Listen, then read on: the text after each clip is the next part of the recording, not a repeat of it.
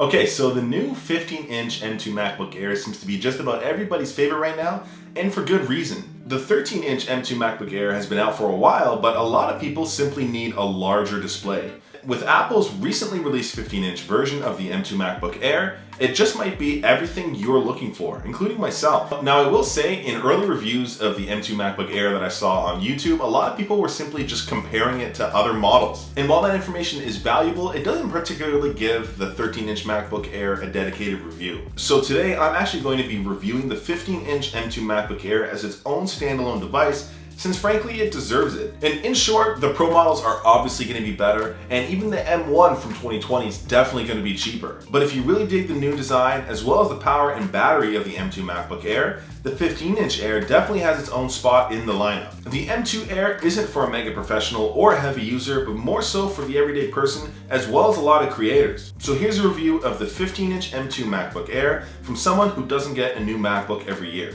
And if you're new here, thanks for stopping by. On this channel, I talk about gaming, tech, and a few things in between, so if you enjoyed the video, be sure to like and subscribe, and if you don't, you're gonna catch a bad cold next time you have plans. And a big thanks to Tomtoc for sponsoring a portion of today's video. Okay, so jumping right into the unboxing. Unboxing anything from Apple is always a treat regardless of what it is. The box itself is the same minimal Apple fashion with basic branding and an image of how thin the MacBook Air is. Opening it all up though, you do have the MacBook Air itself, which is actually insanely light, but a lot bigger than I thought it'd be. It's also incredibly thin in hand right off the bat, and it just looks so good. You also have the new braided MagSafe cable, which is color matched to the MacBook you pick. And I gotta be honest, I probably won't be using MagSafe personally, since I do always hook up to some sort of USB Type-C dock. But it's definitely nice to have, especially for travel. The cable itself though does feel high quality in hand either way, and it's a nice departure from the plain solid white USB-C cables. The charger you get is a matter of your choice though, whether that be the standard 35-watt dual plug that I have, or the faster 70-watt single charger. And lastly, you have the paperwork as well as the stickers everyone likes to mention but never use. And that's it. So when it comes down to the build and design of this MacBook Air, it's still easy to say Apple is second to none. And simply put, the new M2 MacBook Air lineup is by far my favorite in terms of size and aesthetic.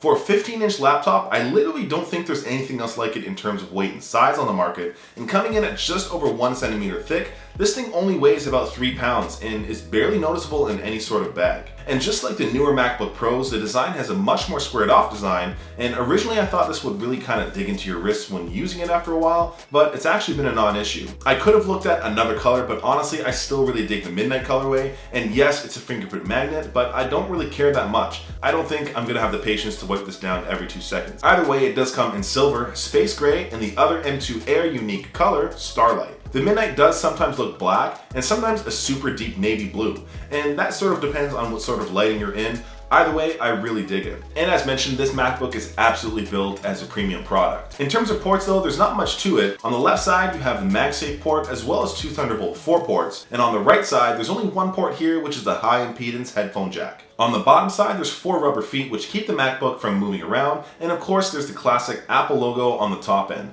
And apart from that, compared to the other Macs, there's simply zero branding across the entire device.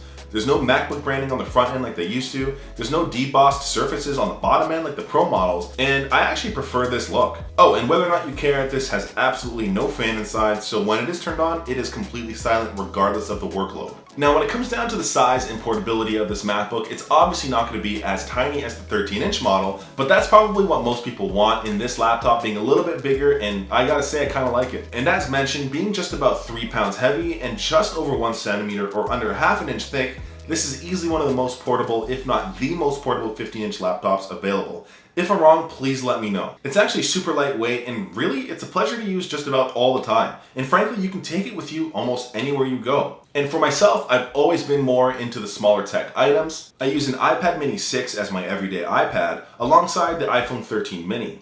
In terms of power, well, there's better and more powerful options all the time. Even on the mini or Air models of Apple products, they always still seem to be super powerful, so it doesn't really feel much like a sacrifice as it used to. That isn't to say that other MacBooks are heavy behemoths by any means. Even the Pro models are still super light and thin. But even the M2 lineup seems to shrink that down a little bit further and still keep a whole lot of power. But I do want to give a shout out to today's video sponsor, Tomtoc, who sent me out their 842 bag. This definitely keeps me and my MacBook Air organized when I'm on the go daily. And I'm not even exaggerating, this is actually one of the best bags I've ever used for any sort of laptop. And just like the MacBook Air, the A42 is wildly compact, all while offering plenty of pockets for your needs. With a perfectly sized main pocket for your laptop, this 15-inch Air fits perfectly snug alongside my iPad mini in the front pocket and my phone and everyday items in the other front pocket.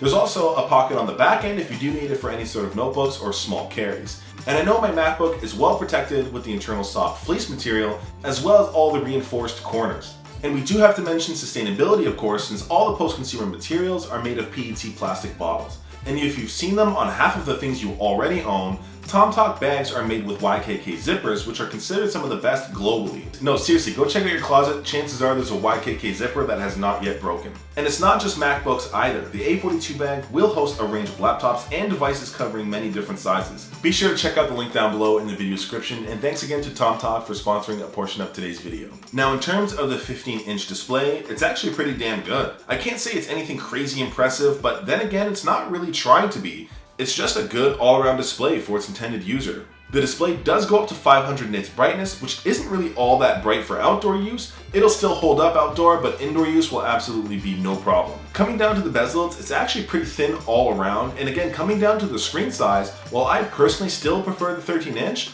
this 15-inch is actually a whole lot larger, and it's probably the reason why most people will want this. The larger display really opens up the floor to do things a little bit better, like any sort of creative work or really just everyday things. Compared to the 13-inch model, doing things like editing was a little bit cramped, but this 15-inch model is actually completely usable for something like editing. Even if you scale things a little bit larger on your display, you still have more room to play with. And in terms of size comparison, here's the 15-inch MacBook Air next to my 11-inch iPad as well as my 14-inch MacBook Pro. And for my setup at least, right now I'm rocking an LG C3 OLED as a monitor, which might be a little bit overkill, but honestly it's perfect so far, and the M2 Air has handled it without any issues whatsoever. Just keep in mind the M2 chip will only drive one monitor at a time, unfortunately. It is just a limitation of the M2 chip. But I will say there's loads of docks now available that will allow you to get more than one display. Now, talking about the specs and performance of this MacBook, it actually performs super well. And despite being meant for the everyday user, it still punches well above its weight class. At the low end, the 15-inch MacBook Air comes with 8GB of RAM, 256 gigs of storage, a 1080p webcam, a 10-core GPU, and an 8-core CPU. So what does all of that mean? A whole lot of power, but man, that storage sucks. Simply put, you need more storage. The model I picked up does have 512 gigabytes, and even that is a little bit limited. Now, when it comes to benchmarks and all that stuff, I simply don't care to go into those. There's a lot of other YouTube channels that do a better job anyways. But what I like to look at is actually how this thing performs day to day. And frankly, for me at least, it's been amazing. And I consider myself a bit more than the everyday user. Simply put, if this model existed before I picked up my 14-inch MacBook Pro, I probably would have gotten this instead because it still does every single thing I need it to. In my entire workflow, there's been absolutely zero lag, throttling, crashes, or anything like that. When editing, my YouTube timelines are far from advanced, but even still, scrubbing all my 4K footage has been beyond smooth, and I really don't feel much of a difference compared to my more powerful MacBook Pro. And of course, you're not getting a MacBook Air to do any sort of gaming, but if you do get any sort of native title, it does work super well. Not to mention Apple's latest gaming updates have been incredible for the Mac gaming space. But jumping into basic games like Sims 4 is awesome, and there weren't any sort of issues or dropped frames. And as I mentioned before, when it comes down to connectivity, the MacBook Air is still pretty limited. It's still super functional for the everyday user, but I won't lie and say I didn't miss the SD card slot on my MacBook Pro. Overall though, it's not something I'm worried about since dongles are rather inexpensive nowadays. And as mentioned before, there's only two Thunderbolt 4 ports, so if you end up plugging in a display that way, you've literally got one port left, which can be a bit of an issue. If you're looking to hook up a lot of things like USB-A's or anything of the sort, you're going to want to get a dock or dongle to give you back some of that connectivity. And in terms of the MagSafe port, it's actually super handy to have. And of course, while I use my MacBooks at a desk setup almost all the time, a lot of people buy these for their intended use, which is a portable powerhouse. And while I charge on a dock, most people will probably use the included MagSafe. And MagSafe is awesome and does what it needs to do. Now on the other side, you do have the high impedance headphone jack. Personally, I don't plug headphones in all too often since I mostly use wireless peripherals, but let me be clear, once you've used wireless earbuds and headphones for so long, it's easy to forget how much better things sound when plugged in. I've actually been using my Sony XM5s plugged in quite a lot recently since my OG AirPods sound like trash and the battery only lasts about 10 minutes. I really gotta replace these. But talking about the keyboard and trackpad, when it comes down to either, I still simply feel Apple is unmatched. So much so that I always use a Magic Trackpad in my desk setup, and I frequently swap out my mechanical keyboards for the Magic Keyboard with Touch ID. Once you get used to Touch ID and the tactile feeling of the low profile keyboard, it's just something that's easy to miss. That said, using the actual keyboard on the Mac itself is stellar. Just don't forget to crank the brightness since it is only 50% out of box. And for the trackpad too, to this day, I've still never felt anything comparable across any device for how natural the haptics feel on the trackpad itself, and it legit feels like you're clicking buttons. It's some sort of Apple wizardry. And as well, the trackpad is quite a lot larger if you are comparing it to the 14-inch MacBook Pros or 13-inch MacBook Air. And I do want to say I initially thought Touch ID was an absolute gimmick, but trust me, it's addicting and super handy when you use it day to day. And since this is my initial review, I'm gonna need to spend a lot more time with it to get an idea of how the battery performs, but I did purposely charge this as little as possible to get a good idea of how the battery does fare, which I will talk about in my longer term review in a couple weeks. With the little bit of time I have spent with this though, the battery has been an absolute champ, and Apple does say this will last up to 18 hours. Overall though, if the battery has been this good with my heavier usage, I think the battery would be a non-issue for 99% of people who just use this lightly day to day. And coming down to the webcam, honestly, it's fine. This laptop is just so thin, I literally don't think they could scientifically fit a better webcam in here. The 1080p webcam could obviously be better, but the FaceTime calls on here work perfectly fine.